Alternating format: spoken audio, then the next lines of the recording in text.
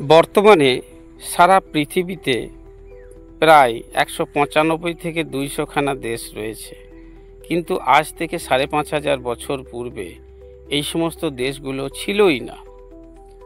আজকের বাংলাদেশ, পাকিস্তান, আফগানিস্তান, নেপাল, ভুটান ইত্যাদি দেশগুলো তখনকার দিনে সবই ভারতবর্ষের মধ্যেই অন্তর্ভুক্ত ছিল, অখণ্ড ভারতবর্ষ ছিল। কিন্তু কালের প্রবাহে আজ এই সুবিশাল ভারতবর্ষ ভেঙে টুকরো টুকরো হয়ে আজ এই অবস্থায় দাঁড়িয়েছে। বর্তমানে America, England, Japan, Germany, Italy এই সমস্ত দেশগুলোরও কোনো চিহ্নই ছিল না।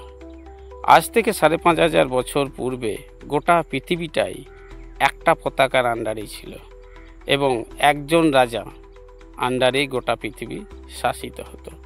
পূর্বে এই পৃথিবীর নাম ছিল ইলাবৃতবর্ষ, গোটা পৃথিবীটার নামই ছিল ইলাবৃতবর্ষ।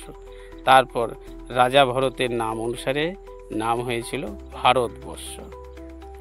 রাজা পরীক্ষিত মহারাজ অর্থাৎ পরীক্ষিত মহারাজ এবং তার যে পুত্র জন্মেজয় পর্যন্ত এই গোটা পৃথিবী একটা রাজার আন্ডারেই অর্থাৎ তার আন্ডারেই শাসিত হতো।